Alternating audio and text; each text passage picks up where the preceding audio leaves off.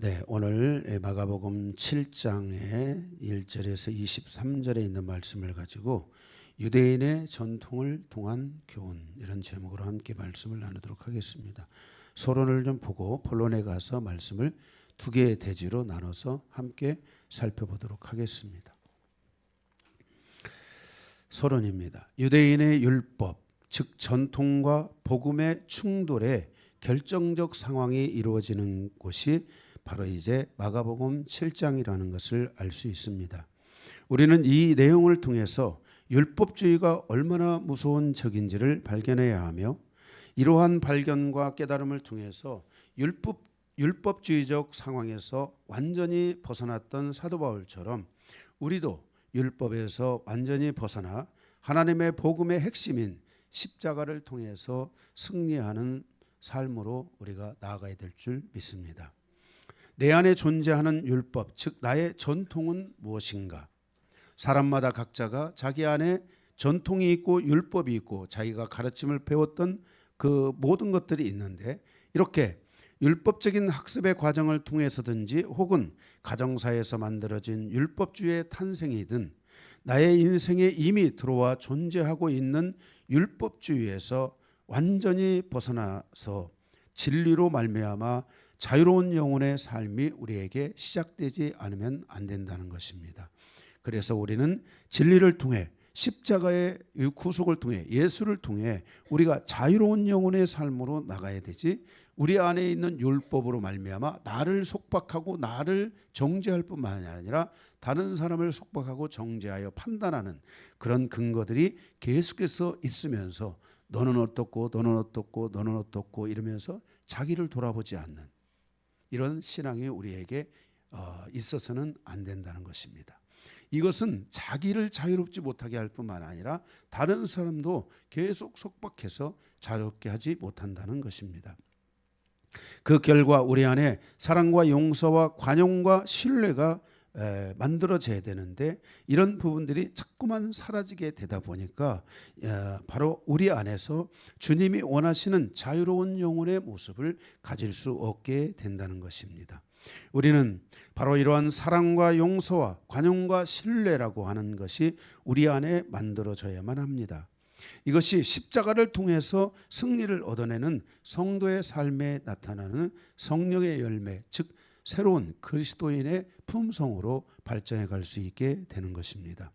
내가 예수를 믿었는데도 예수를 믿기 전과 예수를 믿고 난 나의 삶의 모든 방향성에 있어서 사랑과 용서와 관용과 신뢰가 없이 판단하고 지적하고 계속 그것을 따지고 그리고 정죄하고 그리고 그 사람이 마치 죄인인 것처럼 몰아간다면 우리는 서로가 그 안에서 발전하고 성장할 수 없다는 것입니다.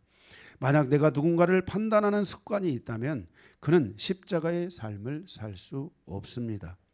그런데 만약 내가 누군가를 판단하기 전에 그에게 용서와 사랑과 관용을 가지고 대한다면 그의 삶에 이미 주의 십자가가 들어와 있는 것입니다. 그래서 그는 항상 자유할 수 있다는 것을 우리는 알 수 있게 됩니다. 유대인의 전통은 그 당시에도 많은 사람들을 판단하는 도구가 되어 사람들에 대한 사랑과 용서와 관용과 그러한 십자가의 삶보다는 오히려 그 율법주의의 판단을 통해서 사람들을 정죄하였습니다. 오늘 본문에 나오는 유대인들의 전통, 즉 율법주의는 그들 스스로도 자유하지 못하지만 그들은 외형과 형식에 얽매여지게 되고, 그러므로 말미암아 진정한 알맹이, 우리가 사람과 사람이 살아가는 데 필요한 사랑, 관용, 용서, 그리고 그 안에서 우리가 서로를 신뢰하고 그 신뢰를 만들어가는 이것이 아니라 어떤 외형의 형식에 의해서 사람들을 주관하고 사람들을 판단하고 그리고 그들을 그 전통에 의해서 이끌어가는 이런 형식주의가 오히려 사람들을 자유롭지 못하게 한다는 것을 우리는 기억해야만 할 것입니다. 이렇게 자기 안에 존재하는 율법이 있다면 스스로도 자유하지 못하지만 다른 사람들도 정죄하여 죄인처럼 취급하게 되고, 자기를 돌아보는 그것을 우리가 하지 못하고 자기는 모든 것이 최선이고 자기는 다 잘하고 있고 다른 사람은 너는 하면서 이렇게 항상 자기를 돌아보기보다는 다른 사람을 오히려 정죄하고 책망하려고 하는 습관이 우리의 삶을, 자유를 뺏어갈 수 있게 되는 것입니다. 오늘 여기 본문에 보게 되면 바리새인들과 서기관들 몇이 예루살렘에서 와가지고 예수가 있는 그곳에 모여들기 시작하면서 바로 그 유대인의 전통이 그들의 인생사와 이 민족사에 얼마나 쩌들어져 있었는가, 그리고 이제 그들의 그러한 모습을 통해서 여기 벌써 오자마자 예수의 제자들을 판단하기 시작하고 정죄하기 시작하고, 예수를 판단하고 정죄하기 시작하면서 그들이 바뀌었던 목적대로 자기들이 가지고 있는 전통에 들어오지 않으면은, 자기들이 가지고 있는 생각 속에 들어오지 않으면은 그들을 죽이고 진멸하고 그들을 분리시켜 버리려고 하는 이러한 모습들을 그들이 거기서 보여주고 있는 것을 보게 됩니다. 우리는 오늘 이 유대인의 전통이 그들의 인생사와 민족사에 미친 영향력과 결과가 무엇인지를 우리가 함께 살펴보면서, 우리가 율법주의적 경향의 속에 살아왔다면 우리는 이 유대인에게 미쳤던 이 엄청난 결과가 우리에게도 올 수 있다는 사실을 기억하고, 우리가 이 율법주의에서 벗어나는 그러한 삶이 우리에게 이루어지기를 바라면서 오늘 이 말씀을 함께 우리가 상고하여 나누도록 하겠습니다. 두 개의 대주로 나눠져 있는데요. 나눴는데요. 첫 번째는 1절에서 5절입니다. 유대인의 전통이 가져다 준 실패가 주는 역사적인 교훈입니다.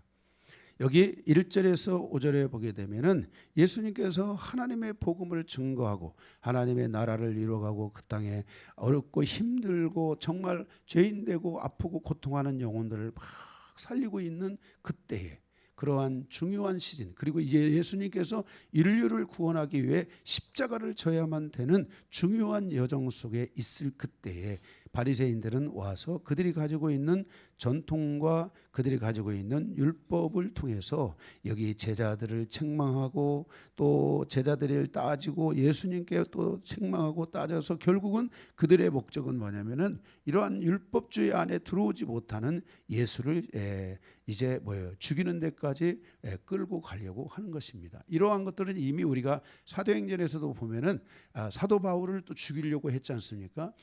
이렇게 성령 안에서, 말씀 안에서 자유하지 못하고 그들이 가지고 있는 전통과 생각과 사상에 의해서 자기의 생각에 벗어나면은 바로 그냥 판단하고 정죄하고 이렇게 지적해서 결국 자유를 이렇게 박탈시켜 버리는, 그래서 성장, 오히려 변화되고 성장하는데 장애가 되게 하는 이런 일들이 실질적으로 여기서 지금 이루어지고 있는 것을 보게 됩니다.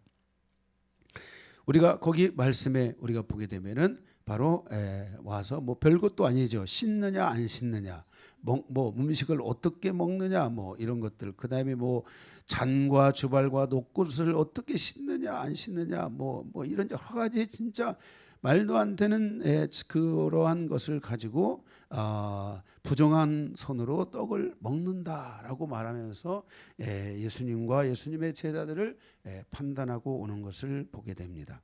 물론 이들이 정한 형식과 이들이 정한 그런 전통에 의해서 그걸 지켜가는 것이 뭐 필요할 수도 있겠죠.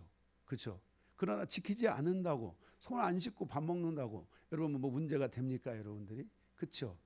그렇다고 손 안 씻고 밥 먹으라는 말이 아니고, 이런 걸 가지고 사람을 얽매이게 하고 이들의 자유를 뺏어가고 이들을 죄인시하고, 그죠?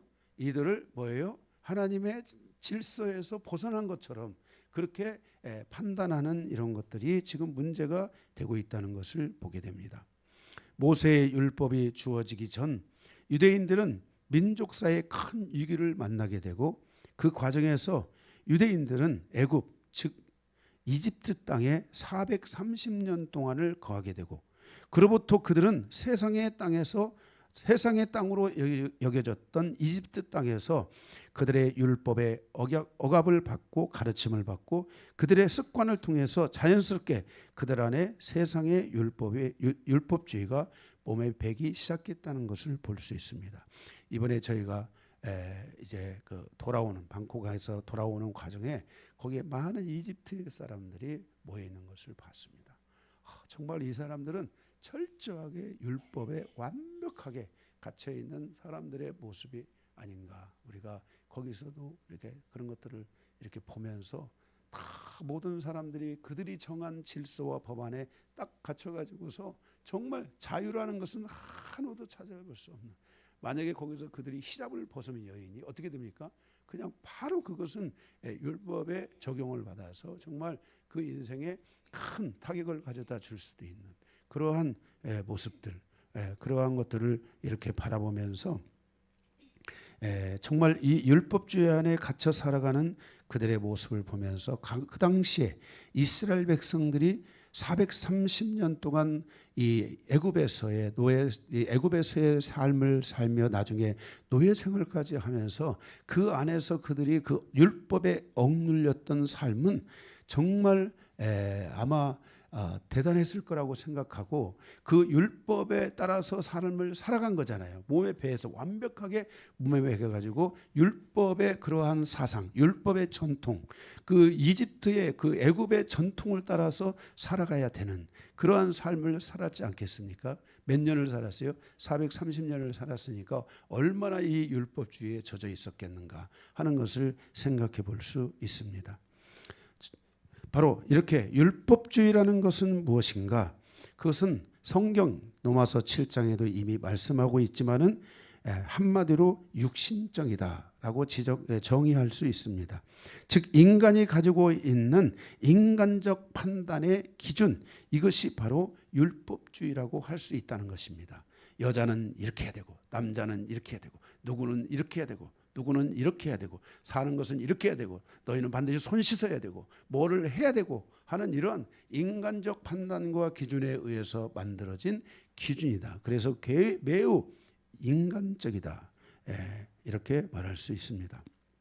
이것은 한 가정과 사회가 조직화되어질 때 그 안에서 정하여져 가는 규례, 즉 삶의 습관을 정하게 되므로 자기가 가지고 있는 규칙과 규례에 대한 것을 가지게 되고 그 가정과 사회가 가지고 있는 그러한 기준을 가지고 사람을 판단하는 인간적이며 육신적인 것이라고 할 수 있습니다. 사람과 사람 사이에 자신들이 정한 규칙이 있어서 그것이 율법처럼 작용하여 사람을 정죄하고 판단하고 죄인 혹은 자칭 의인을 만들어내기도 하는 이것이 바로 율법이라고 할 수 있겠습니다. 그러니까 어떤 진리에 의해서 정말 의인이 탄생하는 것이 아니라 자기들이 정한 질서와 규범과 규례에 의해서 사람을 악인도 되고 의인도 만들어낼 수 있는 코에 붙이면 코, 귀에 붙이면 귀걸이가 되는 이런 삶을 살아갈 수밖에 없는 이런 것이 바로 이 율법이 가지고 있는 큰 문제점이라고 할 수 있겠습니다. 이것은 사람과 사람 사이에 존재하는 예수 혹은 예수의 십자가와는 확연히 다른 것이라고 할 수 있습니다. 은혜라는 것은 사람이 정한 규칙이 아니라 사람과 사람 사이에 예수의 십자가가 정한 규칙입니다. 예수의 십자가에는 사랑과 용서와 관용과 신뢰라는 새로운 은혜가 적용되는 것입니다. 조금 잘못해도 사랑이 있어요. 사랑으로 이끌어 줄 수 있는 것. 조금 부족하더라도 용서를 베풀어 줄 수 있는 것. 먼 미래를 바라보며 관용하고 그가 내 앞에 있기에 그를 철저하게 신뢰하면서 그가 하나님 앞에 돌아오고 회복될 것을 믿으며 가는 이러한 것들이 바로 십자가인 것입니다. 따라서 율법이 육신적인 것이라면 은혜는 예수적인 것이라고 할 수 있습니다. 예수라면 당신은 어떻게 하겠습니까? 라는 질문을 할 수 있게 되는 것입니다. 예수라면 당신은 어떻게 하겠습니까? 오늘 이 마가복음에서 우리는 시작부터 마치는 시간까지 예수라면 어떻게 하고 있는가, 예수는 어떻게 하고 있는가라는 것을 우리에게 보여주고 있는 것입니다. 그런가 하면 바로 세상 또는 율법주의자들은 어떻게 살고 있는가, 거기에 대해서 말씀하는데, 오늘 이 7장은 이제 그 바리새인들이 예루살렘으로부터 서기관들이 와서 예수와 함께 이제 이 율법과 이 예수가 충돌하는 그런 아주 결정적인 장면들을 우리에게 여기서 말씀해 주고 있는 것입니다. 예수라면 우리는 어떻게 해야 하는가? 유대인들은 세상의 율법주의에서 벗어나지 못하므로 그 율법주의의 속도를 늦추기 위해서 하나님의 율법을 모세를 통해서 유대인들에게 주셨습니다. 율법의 속도, 사람을 정죄하고 판단하는 속도가 너무 빨라서 그냥 사람을 죽이기 수도 있고 살릴 수도 있는 세상의 이 율법, 이집트의 이 율법, 그 율법의 속도를 늦추기 위해서 하나님께서 모세의 율법을 주셨습니다. 물론 가장 최상은 아브라함의 그 언약을 받는 게 가장 중요하죠. 그럼 모세의 이 율법을 통해서 사람들이 가지고 있는 죄의 속도를 늦추고 세상의 율법주의의 속도를 늦춰서 그들이 점점 더 하나님을 깨닫고 하나님의 의도를 깨닫고 하나님의 그 의도를 통해서 모세를 통해 주신 그 새로운 율법 정신을 통해서 그들이 점점 하나님 안으로 다가오기를 원했습니다. 그러나 그들은 하나님의 의도와는 완전히 멀어져서 지금 본문에 나오는 유대인들처럼 하나님의 사랑과 용서와 간영과 신뢰를 포기한 채 오히려 더 무서운 율법주의를 통해서 사람들을 정죄하고 죄인들을 만들었으며 자칭 유대인 즉 의인의 세력을 만들어가서 이렇게 죄를 범하고 있는 제자들과 예수는 죄인이고 그리고 자기들은 뭐예요? 자기들이 정한 율법에 의해서 자기들은 자칭 의인이라고 하는 이러한 프레임을 가지고 지금 예수님의 제자와 또 예수님을 대하고 있고 또 사람들을 그렇게 대하고 있다는 것을 보여주고 있습니다. 예수님은 그 땅에 하나님의 복음을 증거하면서 유대인의 율법에 정면으로 맞서서 싸우고 있는 것입니다. 만약 우리가 우리 안에 율법, 우리 가정에 너무나 그 고시식한 율법에서 만약에 내가 살았다, 내 가정에 부모님으로부터 이런 것으로 살았다. 그런데 만약에 우리가 십자가가 있다면 그 십자가를 통해 그거를 허물어 버려야 됩니다. 만약에 여러분들이 아직 못 허물고 있을지라도 율법을, 성경의 모세의 율법을 통해서 주신 그것을 통해서 내가 가지고 있는 나의 이 견고한 마음을 순화시켜 줘야 됩니다. 하나님이 우리를 향해서 이렇게 하시고 있구나라는 이것을 통해서 우리는 결국은 어디로 가야 되냐? 주님의 십자가, 예수의 십자가 앞으로 다가가는 시간들이 우리 안에 있어져야만 할 줄로 믿습니다. 그러니까 세상의 율법주의가 있는 그곳에 구약이라는 이 모세를 통해서 주신 율법을 통해서, 그죠? 이 세상의 율법을 완화하여 이제는 누가 필요한 거예요? 그러니까 완전한 개혁, 완전한 자유, 완전한 구원을 위해서 누가 필요한 거예요? 예수가 필요한 것이지 않겠습니까? 이렇게 예수께로 가는 이런 여정을 이스라엘이 만들어야 되는데 이스라엘은 그것을 만들지 못하니까 결국은 그들은 세상이라는 그 강력한 율법에 이 하나님이 주신 율법을 가지고 이 율법을 순화시키지 못하고 더 오히려 뭐예요? 이 율법을 어떻게 강하게 강화시켜야만이 세상의 율법과 싸울 수 있을까? 이런 방향을, 잘못된 방향을 이 유대인들이 바로 선택하였다는 것을 우리는 알아야만 한다는 것입니다. 그러므로 이러한 유대인의 이 전통은 세상에서 어떤 결과를 가져다 주었는가? 21세기 현재까지 이스라엘은 사랑과 용서보다도 전쟁을 선택하고 있습니다. 네가 나에게 폭탄 하나를 날렸으니 내가 너에게 이제 폭탄 2개를 투하할 거야. 네가 나에게 이렇게 했으니까 나는 너에게 더 강력한 것을 너에게 줄 거야. 그러니 너희들 까불지 마.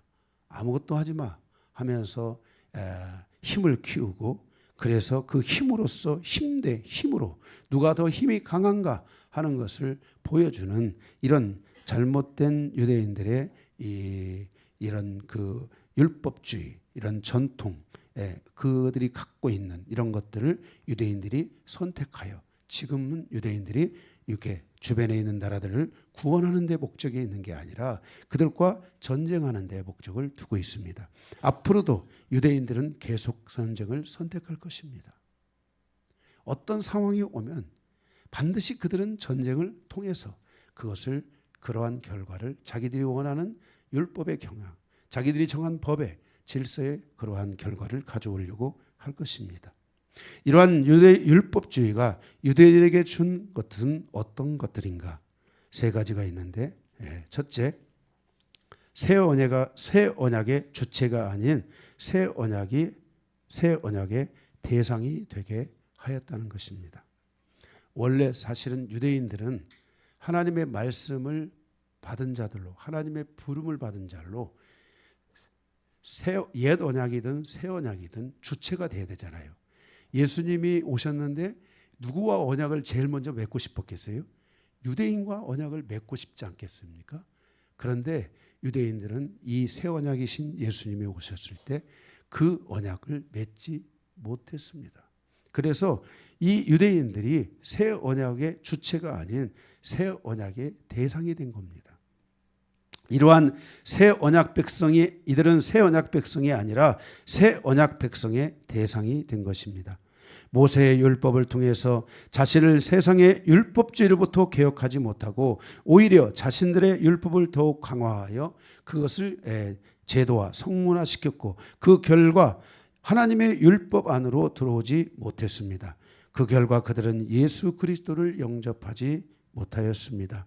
요한복음 1장 9절에서 14절에 보면은 참빛 곧 세상에 와서 각 사람에게 비추는 빛이 있었나니 10절 그가 세상에 계셨으며 세상은 그로 말미암아 지은 바 되었으며 세상이 그를 알지 못하였고 11절에 자기 땅에 오매 자기 백성이 영접하지 아니하였으나 12절 영접하는 자 곧 그 이름을 믿는 자들에게는 하나님의 자녀가 되는 권세를 주셨다고 말씀합니다. 13절 이는 혈통으로나 육정으로나 사람의 뜻으로 나지 아니하고 오직 하나님께로부터 난 자들이 될 것이라고 말씀하십니다.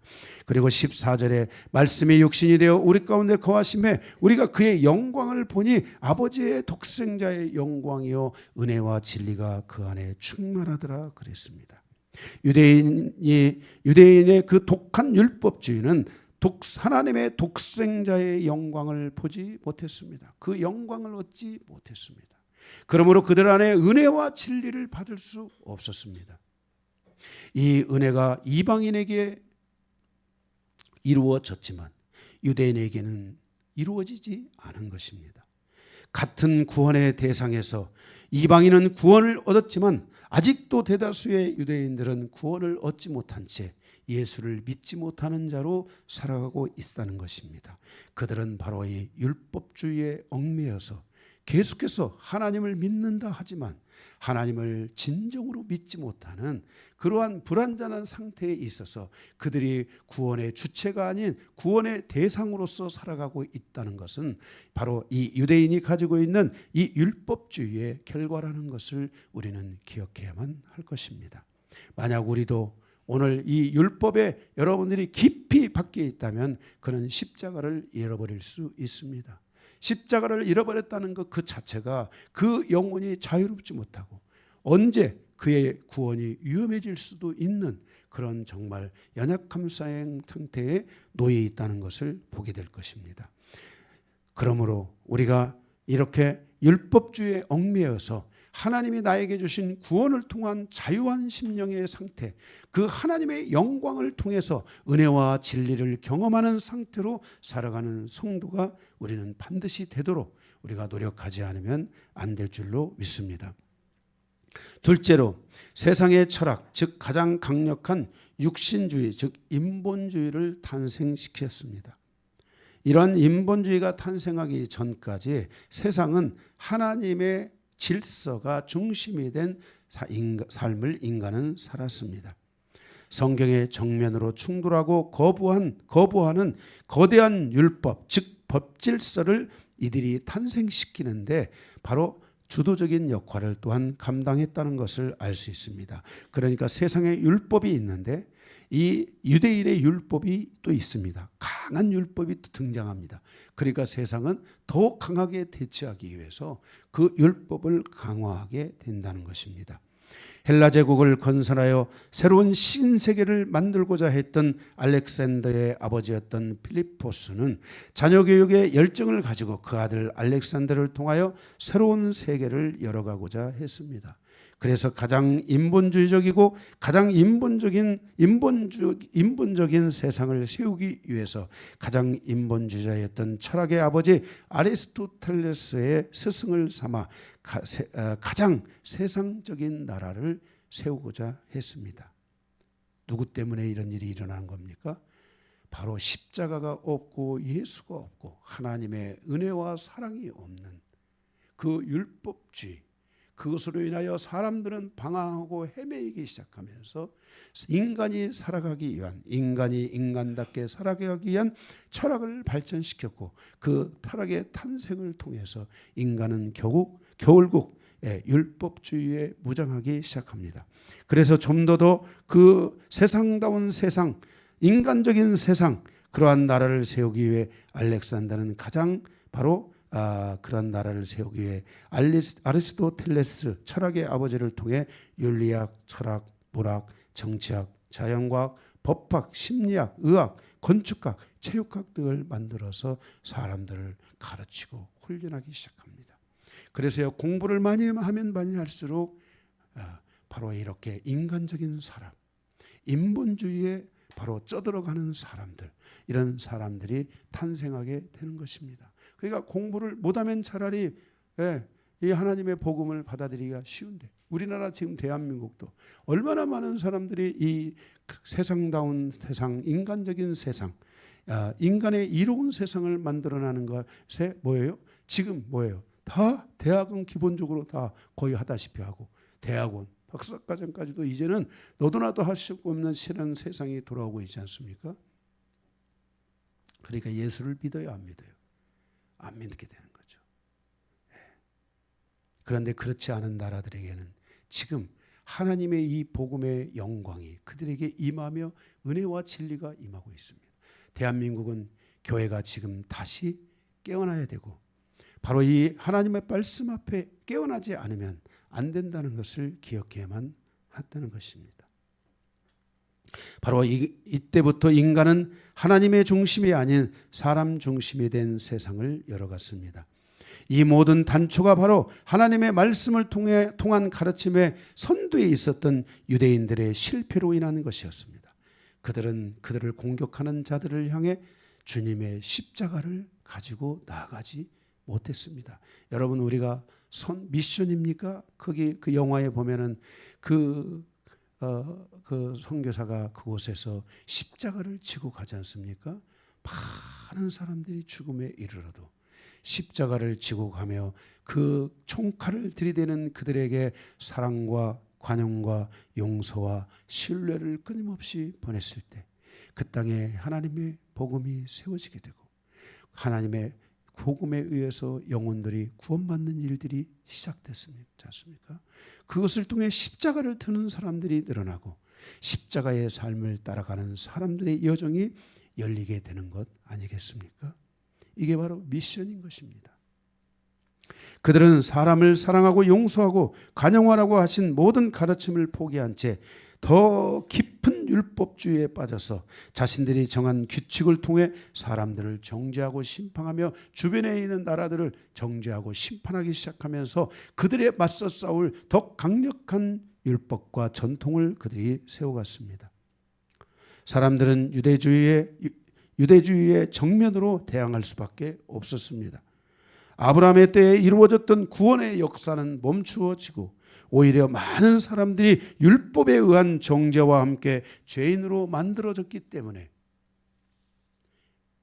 사람들은 구원을 얻을 수 있는 길을 가지 못하고 적대적으로 싸울 수밖에 없는 상황으로 가게 되었습니다.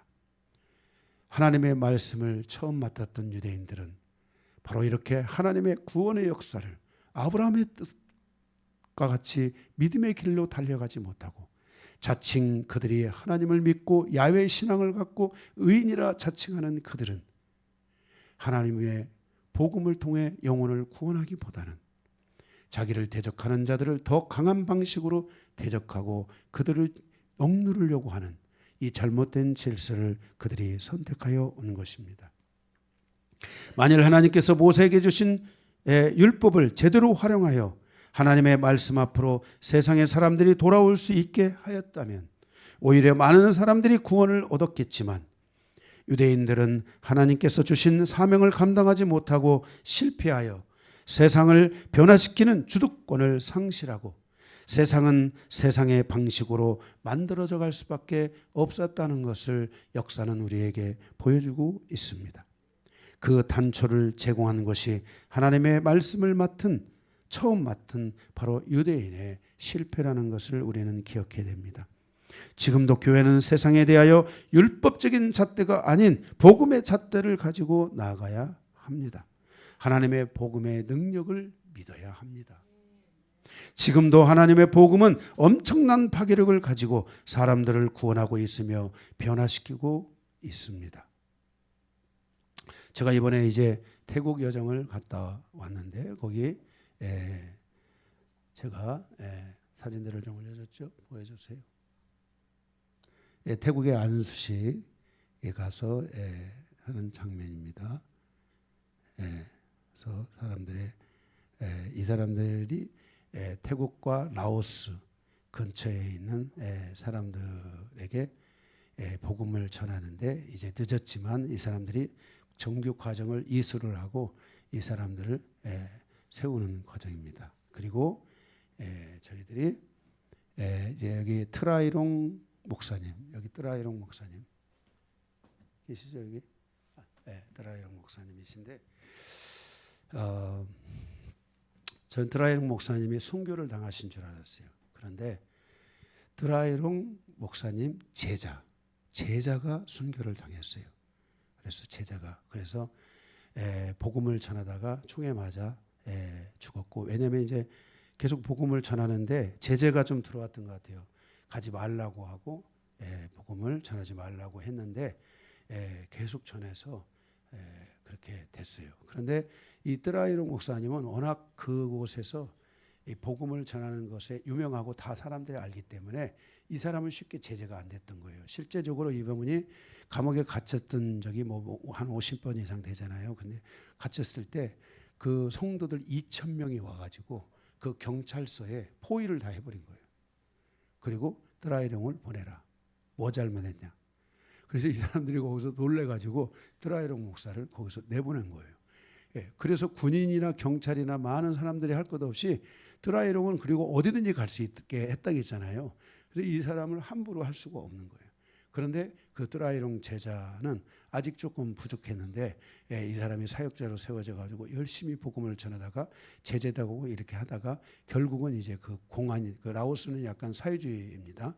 그래서 그 사회주의의 공안이라고 하잖아요. 그 사람들에 의해서 총을 맞아서 이 사람이 죽었어요. 그래서 순교를 당했어요. 저는 이제 그분을 제가 나중에 듣고 저는 이분이 트라이롱 목사인 줄 알았어요. 근데 트라이롱 목사는 아니고 이렇게 가서 하는데, 이분이 이제 국경 근처 메콩강 근처에 있는, 메콩강을 건너가면은 이제 그 라오스라는 곳에 가게 되는데, 그 라오스에 있는 사람들을 그곳에 400의 교회를 세우고, 그리고 제가 그때 5만이라고 그랬잖아요. 5만 명의 성도를 두었는데 가니까 더 늘어나가지고 10만 명의 사람들이 예수를 믿는 그런 놀라운 일들이 사역들을 이루고 있었습니다. 그리고 이제 저희들이 또 다른 사진, 여기 이제 이분이 이제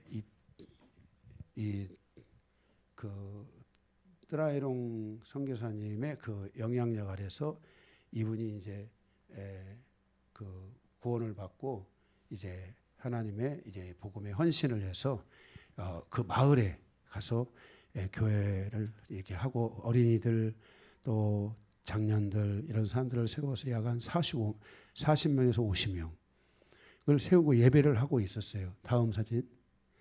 예, 그래서 이제 저희들이 갔는데 이게 지금 뭐냐면은 바나나 나무잖아요. 바나나 나무 맞죠?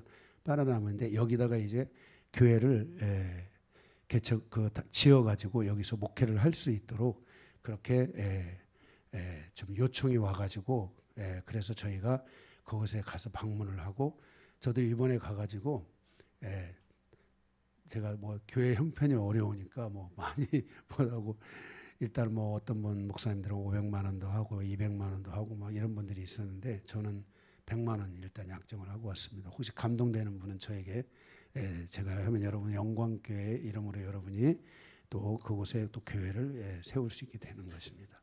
그래서 이곳에 가서 저희들이 가서 정말 가서 그 현장을 이렇게 보고 왔는데 사람들이 너무 순수하고 그 정말 이곳에서 복음을 전하는 것은 이게 불교 국가고 사회주의 국가 아니겠습니까? 굉장히 어려운 상황인데도 죽음을 각오하고 이들이 가서 복음을 전하고 그 드라이롱 아까 전에 그 교회에서 지금 입구에 있는데 그 1층에 처음 제가 6년 전에 갔을 때 그 1층 건축을 하고 있었는데 정말 열악한 환경인데 사람들이 라오스에서 국경을 넘어서 그곳에 와서 1년에 몇 차례씩 정기적으로 거기서 이제 훈련을 받고 잠을 자면서 훈련을 받고 그리고 다시 국경을 넘어서 라오스를 넘어가 그곳에서 복음을 전하고 하는 이런 일들을 사역을 하고 있습니다. 그래서 지금 뭐 그 같이 갔던 일행들께서 뭐 7월 달에 라오스 이번에는 이제 태국을 왔지만 라오스로 직접 그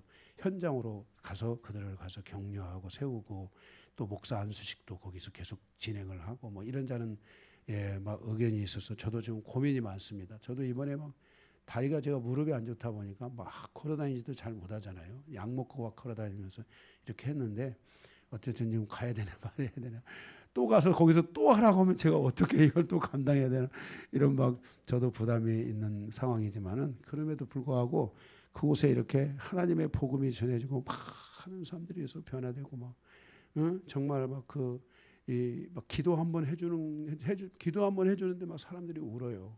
울고 그렇게 가서 그 열악한 환경들 이런 것을 가서 보면서 저희들도 가서 또 뭐 나름대로 뭐 이렇게 여러 가지 좀 선교도 헌금도 전달도 하고 이런 여러 가지들을 다 해야 됐지만은 가서 보면은 그분들의 그 상황은 정말 열악하기가 그지없습니다. 그런데 그곳에서 복음을 전하고 그들의 생애를 하나님 앞에 헌신하여 드리는 이런 모습을 보고 우리 여기 정말 깨어나야 된다. 우리 여기의 학생들, 청년들 세상 중심으로 살아가지 말고 꼭 하나님 중심으로 사십시오. 여러분들이 열심히 신앙생활하고 하나님을 부르고 찬양하고 예배하며 믿음으로 살아가는 삶만이 마지막 때에 주님이 사신다고 약속했잖아요. 여러분이 이 약속을 붙잡아야 됩니다. 그렇지 않으면 여러분들은 멸망받아 지옥 간다는 것을 반드시 기억해야 됩니다. 여러분들이 생각할 때 무슨 지옥이 있겠느냐 그랬잖아요. 데살로니가서에 뭐라 했어요? 너희가 지옥이 있겠느냐라고 지옥이 있다라고 말할 때 무슨 여기 내가 평안하게 살고 있는데 내가 여기 잘 살고 있는데 무슨 마지막이 있고 예수가 오고 무슨 종말이 있느냐라고 이렇게 말하는 자들은 조심하라. 반드시 주님이 그때 오신다라고 주님이 도둑같이 오신다고 말씀을 하셨지 않습니까? 그래서 이런 상황들을 보면서 이 유대인이 첫 번째 대지의 두 번째 유대인들의 이러한 그런 전통과 이러한 그 율법주의가 결국은 세상의 인본주의라는 거대한 흐름을 탄생시켰는데 정말 교회는 이제 정말 이 하나님의 복음을 들고 가서 그들에게 사랑과 용서와 관용과 신뢰를 베풀어서 사람들이 그 안에서 사랑을 누리고 용서를 받고 구원을 얻고 정말 하나님의 은혜와 진리 안에서 자유케 되어 그 영혼들의 삶이 하나님의 영광을 위해서 살아가는 이 놀라운 현장이 실제 만들어지고 있어요. 이 사람들이 뭐 때문에 이렇게 신앙생활을 할까? 사실 신앙생활을 하면 잘못하면 죽잖아요. 위기잖아요. 그런데도 이들이 그렇게 신앙생활을 하고 있는 것을 보면서 너무나 그런 것들이 마음의 은혜가 됐고 정말 막 가슴이 막 뜨거워졌습니다. 뜨거워졌어요. 정말. 그래서 이 시대에 이런 일들이 일어나고 있다. 지금 이게 종말이구나. 주님의 역사가 이렇게 그 산골에서 이런 일들이 일어나고 있구나. 하는 것을 우리가 가서 보면서 이렇게 보고 왔습니다. 그래서 가서 함께 기도해주고 정말 어렵고 힘든 한 사람들이 거기서 우리를 향해서 손을 흔들어주고 감사하다고 와주셔서 이런 모습들을 돌아보고 제가 이렇게 오면서 너무 마음이 이렇게 우리 정말 열심히 기도해야 된다. 한국이 이 놀라운 은혜를 놓친다면 지금 뭐 삼성이 날아다니는 것 같고 SK가 날아다니고 뭐 다 기업이 날아다니는 것 같아도 마지막 이 지금 시대의 이 기업이라는 것은 한순간에 다 사라질 수 있습니다. 대만이 뭐 지금 뭡니까 반도체 1위 하다가 갑자기 요즘 뭐 대만이 그런 상황이 확 또 기울어지고 그러지 않습니까? 우리가 살아가는 이 세상이 대한민국은 정말 하나님을 믿는 사람이 돼야 됩니다.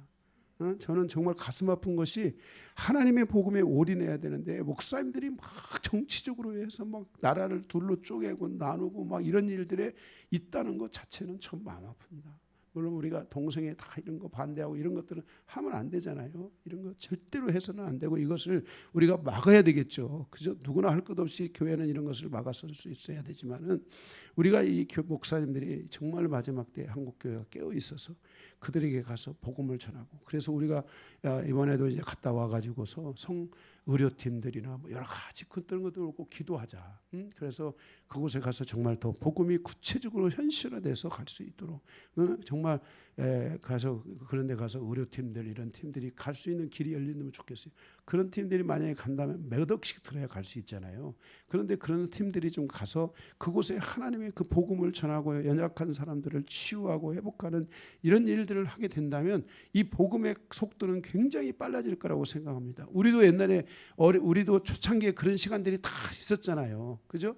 정말 세계의 많은 선교사님들이 의료팀들을 끌고 왔고 더 나아가서 우리나라에 병원도 세워주고 하는 학교도 세워주고 이런 일들을 했잖아요. 거기서 탄생한 게 대한민국의 현재입니다. 그래서 정말 이러한 일들이 정말 그 라오스와 태국 그 국경 사이에서 이루어지는 이 놀라운 사역들이 이루어졌으면 좋겠고요.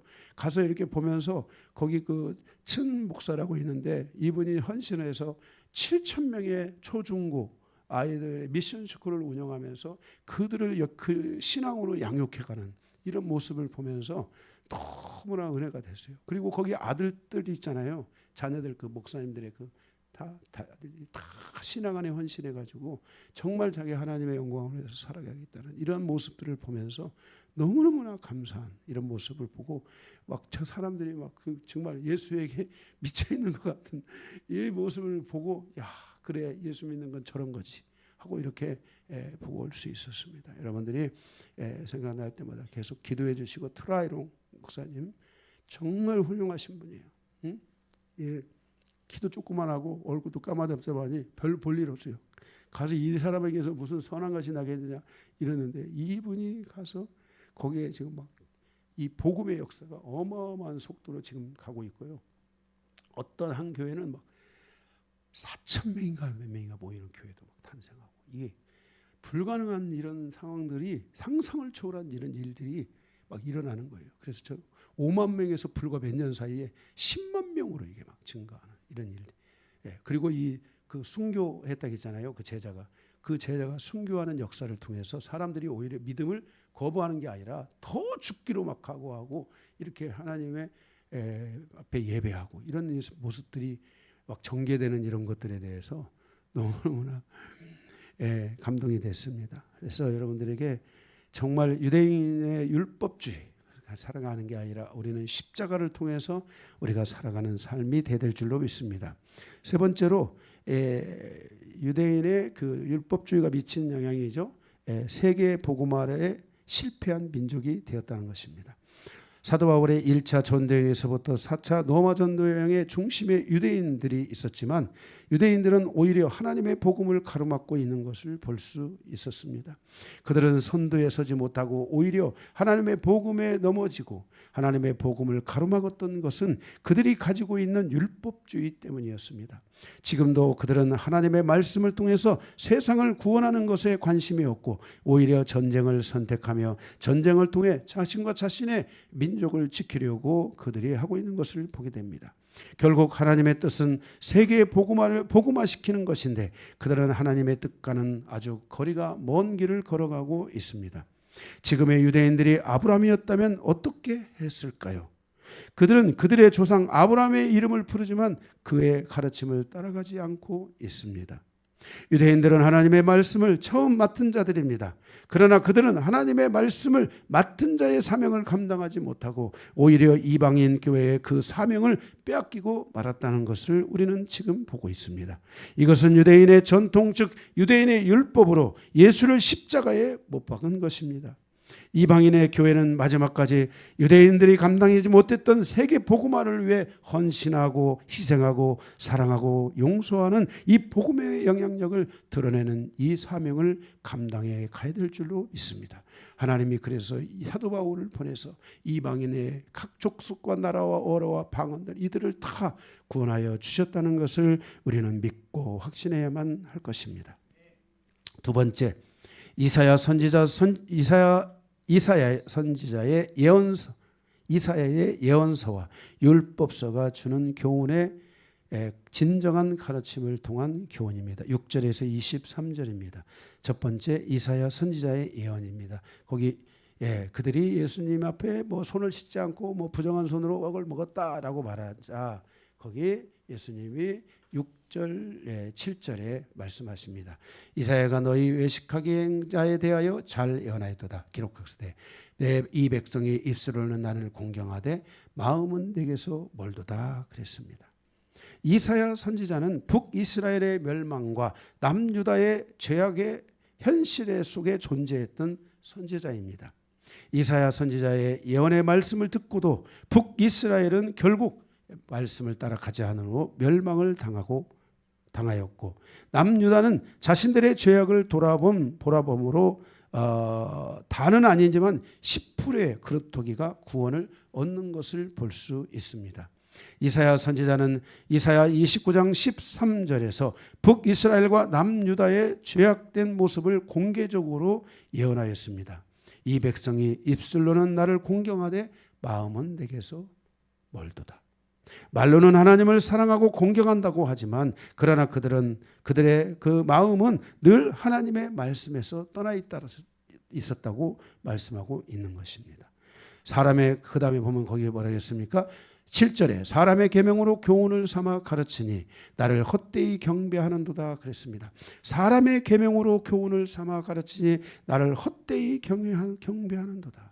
하나님께서 주신 말씀의 교훈을 그대로 그들의 삶에 적용하지 않고 그 말씀을 지키고 순종하지 않으면서 하나님 앞에서 경배하는 것 같았지만 하나님은 그들의 예배와 그들의 삶이 일치하지 않음으로 인하여 그들의 예배를 진심으로 받지 못하고 하나님께 진심으로 예배하지 못하고 있다는 것을 지적하고 있습니다.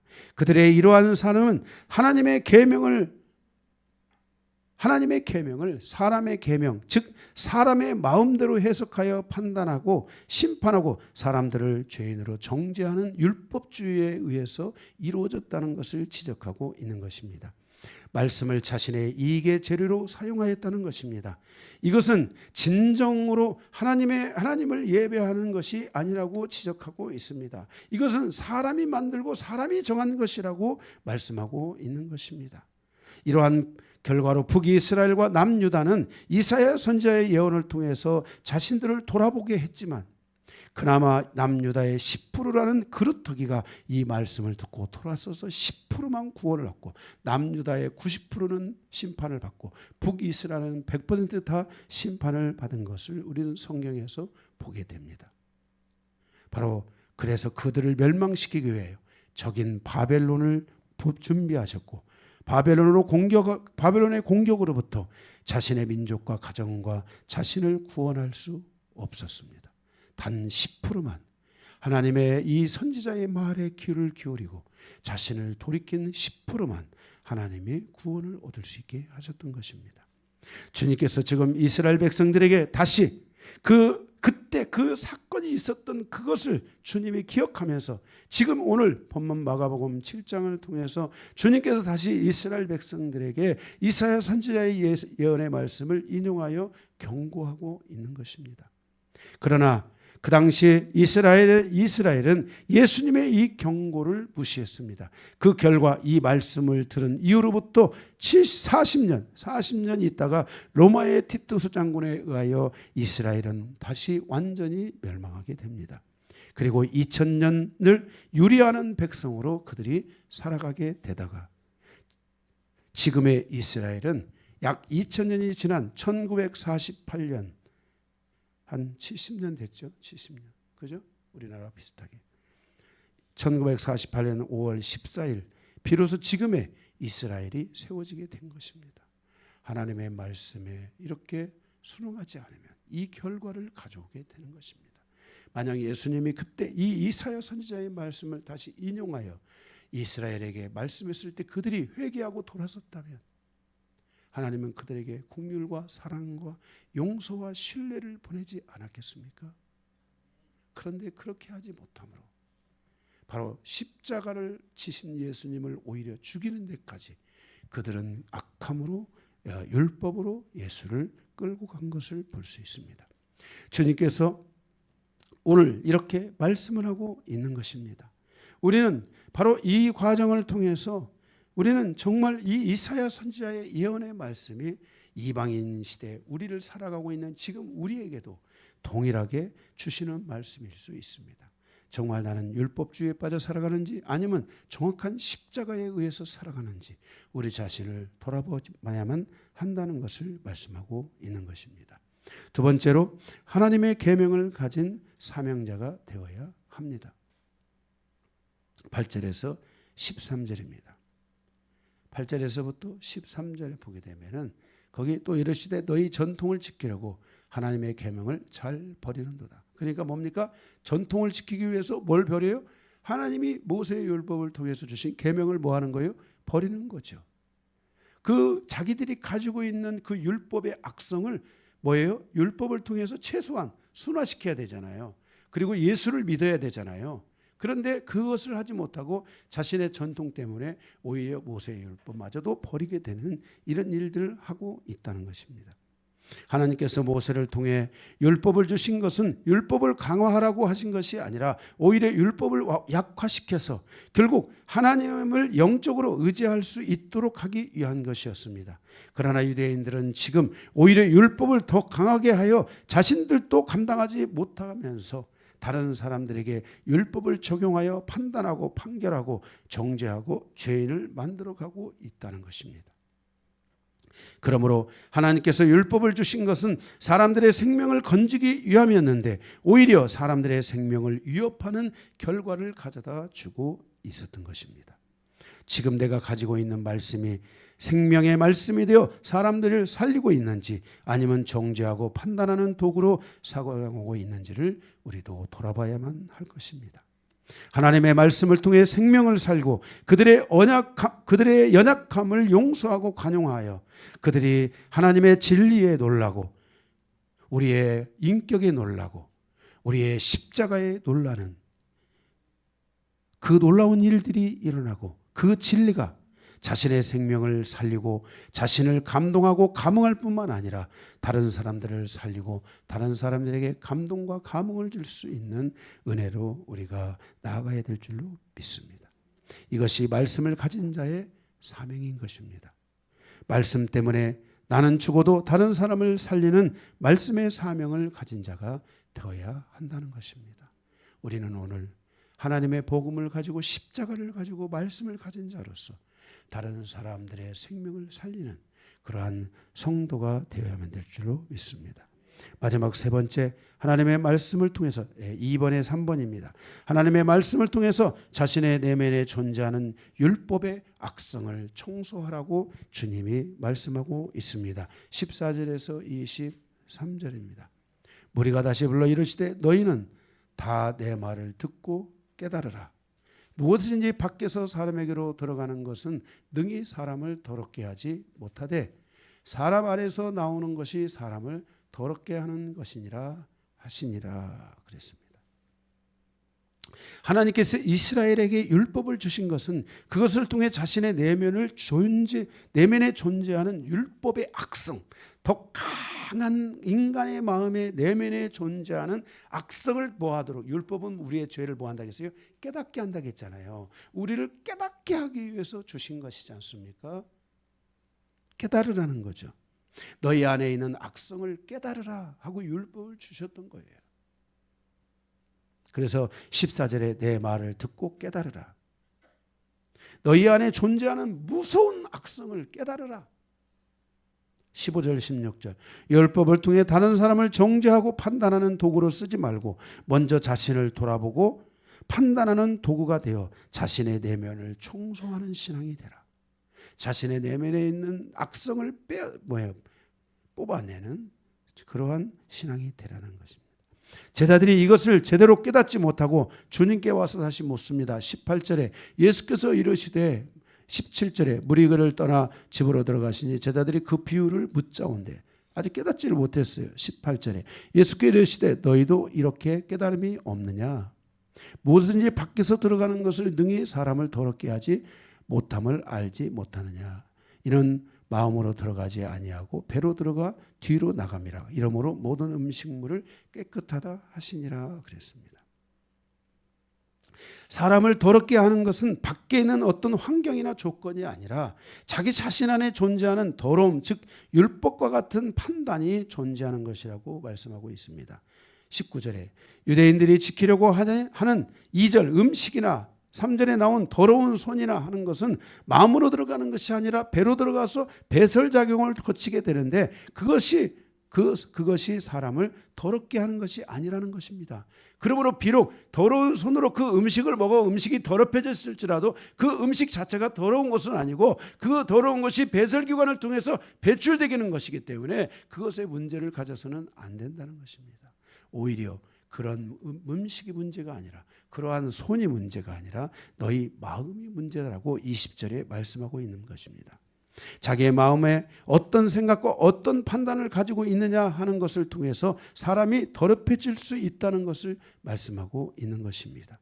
21절에 사람의 마음속에서 나오는 악한 생각 곧 음란과 도둑질과 살인과 간음과 탐욕과 악독과 속임과 음탕과 질투와 비방과 교만과 우매함이 사람의 속에서 나와서 사람을 오히려 더럽게 한다는 것입니다. 그러니까 이런 부분들을 우리가 율법을 통해서 이런 악성들을 제거하고 순화시켜서 이제 예수를 붙잡고 십자가를 붙잡고 우리는 완전히 주님 안에서 회개와 믿음을 통해 자유하고 주님을 붙잡고 승리하는 신앙으로 가야 되지 않겠습니까? 그런데 그렇게 하지 못하고 계속 자기 안에 있는 악성들을 가진 채, 야, 너 손이 더럽잖아. 손이 더러운 음식으로 밥을 먹었잖아. 그러니까 너 더러운 거야. 그런데 주님은 그게 더러운 게 아니라는 거예요. 그것은 사람의 마음으로 들어가는 게 아니라 그것은 배로 들어가 가지고 밑으로 다 싸서 없어지는 거라는 거예요. 여러분 똥이 더러워요, 깨끗해요? 네? 똥이 깨끗해요, 더러워요? 더럽잖아요. 그거는 배설되는 거기 때문에 문제가 하나도 안 된다는 거예요. 음식이 더러운 게 아니라 똥이 더 더럽잖아요. 배설되니까 하나 문제가 안 된다는 거예요. 다만 너희 마음에 있는 것들을 아직도 너희가 그것들을 직접 집중하고 그것들을 너희가 청소하고 그것들을 정화하고 그것들을 너희가 깨닫지 못하고 있다면은 그것이 오히려 너를 더럽게 할 수 있다는 것을 말씀하고 있는 거예요. 그러므로 사람을 더럽게 하는 것은 율법의 외형에 속한 사람의 손이나 음식의 문제가 아니라 율법의 내면 그 말씀을 통해서 자신을 정결하게 청소하지 못하고 회개하고 하나님 앞에 늘 돌이키고 매일매일 자신의 삶을 이 말씀을 통해 순화하고 새롭게 하고 십자가의 손에서 자신을 자유롭게 해가는 이 과정을 실패하고 있다면 그것이 오히려 너를 더욱 더럽게 할 수 있다 라고 주께서 말씀하고 계시는 것입니다. 주님의 이러한 가르침에도 불구하고 유대인들은 자신의 죄와 악에 대해서 회개하지 않았습니다. 그리고 주님은 사도 바울을 통해 이방인들에게 이 복음을 전했는데 이방인들은 어떻게 했습니까? 자신 안에 존재하는 악을 회개하고 하나님 앞에 그것들을 내려놓고 청소하고 피우고 주님의 십자가를 붙잡고 용서를 구하는 이런 삶을 살았습니다. 그래서 이방인들이 회개하고 하나님께 돌아섰습니다. 바로 이것이 현재 이방인의 교회인 것입니다. 유대인의 교회와 이방인의 교회는 이렇게 질적인 차이가 있고 믿음의 차이가 있고 말씀을 깨닫고 말씀을 자기 삶으로 가져오는 이 깨달음이 분명히 다르다는 것을 우리에게 가르쳐주고 있습니다. 물론 유대인뿐만 아니라 율법 아래 살아가는 세상의 모든 세계가, 율법 아래 살아가는 모든 세계의 질서가 바로 유대인과 같은 삶을 살고 있다는 것입니다. 하나님의 복음은 멈추어져 있지 않고 계속 흘러갑니다. 이스라엘이 복음에 대하여 정체되어 있는 틈을 타고 하나님의 복음의 생명이 이방인 안에 흘러 들어왔습니다. 이방인은 사실 본질적으로 죄악된 자들이며 죽어 마땅하고 멸망받아 마땅할 존재들이었는데 하나님의 이 십자가의 복음이 이방인의 마음에 스며들어와서 그들의 마음을 정화시켰고 정결하게 했고 새롭게 했으며 변화시켰습니다. 하나님의 복음은 멈추지 않습니다. 그것은 흐르는 물과 같아서 하나님의 생명을 탄생시키고 있습니다. 그러므로 하나님의 복음을 통해서 하나님의 생명을 탄생시키지 않는 나라들과 사람들은 결국 하나님의 심판을 받을 수밖에 없습니다. 그러므로 우리는 안심하다 할 수 없으며 하나님의 생명이 나를 통해서 흘러가도록 하나님께 집중된 신앙생활을 해야 하며 우리 안에 존재하는 모든 율법을 다 뽑아내고 오직 십자가의 은혜, 예수의 십자가, 예수의 은혜가 있어서 예수의 영광을 보고 예수 안에 있는 은혜와 진리로 충만케 되는 이 역사가 우리 모두에게 있어야 될 줄로 믿습니다. 아무리 가난하다 할지라도 라오스에서 아무것도 배우지 못한 사람들이 이 말씀을 듣고 회개하고 신앙을 갖고 믿음을 갖고 죽음도 불사하고 하나님 앞에 나가는 그 아름다운 여정을 보면서 우리는 다시 한번 이 민족이 처음 이 하나님의 믿음을 가지고 신앙을 가지고 순교의 민족이지 않습니까? 이 순교의 피의 영광이 이렇게 오랜 시간 이 민족 가운데 머물고 있다는 것을 기억해야 됩니다. 우리는 이 교회가 이 영광을 이어갈 수 있는 그런 성도로서 우리가 믿음 안에 살아가야 될 줄로 믿습니다. 말씀을 마치겠습니다.